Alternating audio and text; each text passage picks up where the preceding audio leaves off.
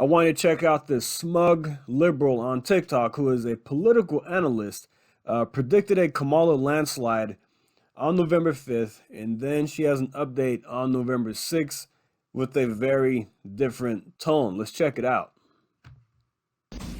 Okay, so we're closing in on almost 5 p.m. Eastern time, and I've been tracking everything that's been going on across the country today. And my most important encounter was when I went out to get my champagne. I was talking to the guy in the store, of course, asking him, did he vote? And he said he did early voting, and he asked me if I early voted. And he asked me, why I was getting the champagne, and I said, because I'm going to be toasting Madam President tonight. And he just looked at me with kind of like a smirk on his face, and I said, she's going to win this, right? And he says, oh, well, it's very, very close. And I said, no, it's not. He says, well, what do you mean? I said, no, it's not. The women of America are making their voices heard. Reproductive rights is what it all comes down to, and the women are voting in numbers. All right, I have something to say about that. Reproductive rights is not on the forefront of every American's head.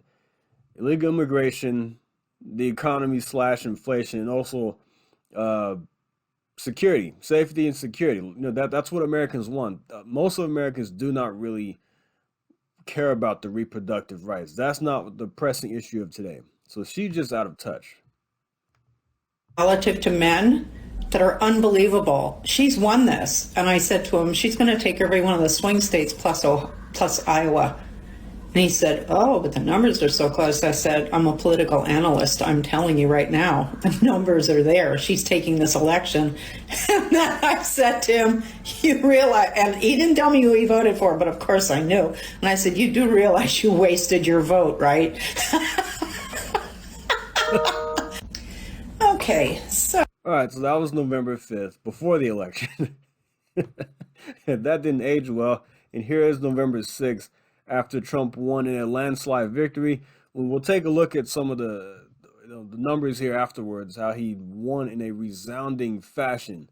Let's keep going. I was up all night with many of you. Lots and lots of lives, lots of long lives. I just finished another long live, and I will be doing more lives as the day and the week progresses. So, as you know, Kamala Harris did not win the election. As the numbers stand right now, there were 18 million fewer votes than in 2020. And as I have said all along, you have to have a huge, huge turnout, and it goes to the Dems, and we didn't have it. The reality is that Kamala Harris ran the most impressive campaign, mounting and running it and having only 3 months in which to do it. It's unprecedented, and it was absolutely magnificent. I've never seen anything like it in my entire life. I've never seen such a disaster in my entire life.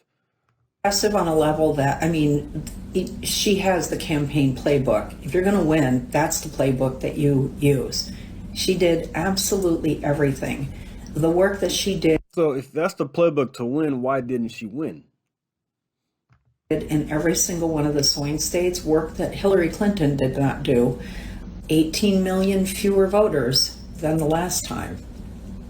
But the bigger issue is, as I've started looking at the data, is I told you I was looking at the data for the Republican swing by county, the Republican swing from the red to the blue. It did not happen. And in fact, in many counties, Donald Trump was picking up votes more than he had the last time, and Kamala Harris in the blue column got less votes than Joe Biden did in the last election. But when you have 18 million fewer votes, you don't win the election. And it's because you have to win so many votes in the swing states. And there are so many red voters in those swing states, and you have to rely on the big urban areas to deliver the blue votes. And that did not happen. Okay, so Yeah, so that's a smug liberal. And this is what the map looked like. She said she was going to take all the swing states. She's winning this. It's over.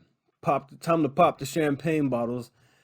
Let's go. Kamala's going to win. Madam President. Didn't happen. These liberals got destroyed. Kamala got destroyed. Democrats lost in the biggest landslide we have seen since what? Back when Ronald Reagan won in back when George Bush won in 1992 or 1988. I'm sorry. This was a disaster, a shellacking to say the least, that the Democrats received. Now look, check all the swing states. We have Pennsylvania. Trump won Pennsylvania. He won Michigan. He won Wisconsin. They said she was going, they looked at some polling out of Iowa. She was up 3 points. We knew that was a total lie. We didn't expect Trump to come out and win by over 13 points. I was expecting 8 points out of Iowa, 8 points. He destroyed her in Iowa. Iowa is no longer a swing state, by the way. North Carolina, he beat her there. He beat her in Georgia.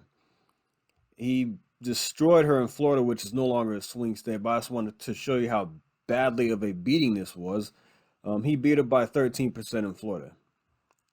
Texas, we crushed her by 14%. Arizona, where they called it super early back in 2020 for Joe Biden. Fox News did at least. And she got smashed in she got smashed in Arizona and Nevada. A Republican has not won Nevada since 2004, as far as on the presidential level. Nevada was still in the swing state column, but it was leaning more blue in recent elections. Even though 2022 they did elect a Republican governor, and he has now surpassed his vote total of 2020. He has over 74 million votes. He's now passed it by over about 100,000 votes, what he received the last time around. Kamala still trailing behind very big by 4 million votes. I love seeing this. I love seeing these smug liberals. I didn't go and pop the champagne. I didn't want to start bragging early on because I didn't want to have egg on my face. I didn't want to look stupid, and I didn't want these liberals to come and say, "Oh, look, you came out, you said Trump was going to win." I mean, I felt like he was going to win. The landslide was building over the last few weeks, the last couple months of the election cycle. The landslide was building, and we could see it. The coalition was building around him. People were getting behind Trump. Big names, Elon Musk, and Tulsi Gabbard, RFK Jr., Joe Rogan was behind him. You had this groundswell of support from all areas. Blacks, Latinos, swing states, blue states, red states were coming out. The Amish were coming out for Trump.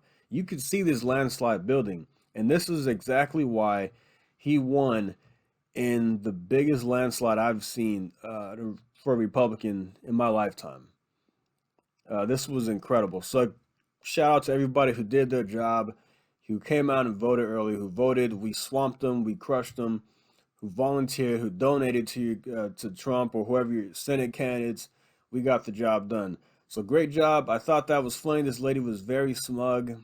You can see the laugh. She's laughing and all that, and she was ready to go. Madam President, it's time. In reproductive rights, women are coming out in droves.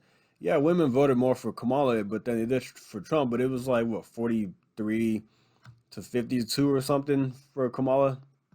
55, 44%. It wasn't that, I mean, it wasn't so big that it was going to make a huge difference because he had other demographics voting for Trump in bigger numbers. But the women came out and did their thing too. They didn't look at reproductive rights as the only reason to come out and vote.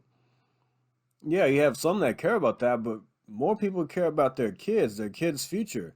Boys playing in girls' sports. Mothers don't want that. So women came out to support Trump in decent numbers because of things like that.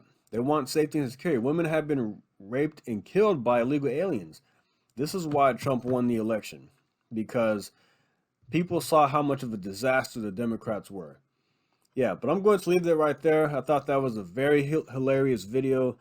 I think we should look at that I love seeing the before and after, the smugness, the time to pop the champagne bottle. Yeah, forget that nonsense. She got crushed. She got destroyed. And she is a political analyst. Maybe she is self-proclaimed political analyst. I mean, I could call myself a political analyst. I'm on here looking at stuff, all day. So I guess I'm a political analyst as well. So when I go to the stores, I'm going to tell people I'm a political analyst. Look at me. I know what I'm talking about. No, I'm just a guy who gives commentary on YouTube. I'm not really, I don't need to be hired by some network. There are people that are way better than I am at this stuff. Or are they?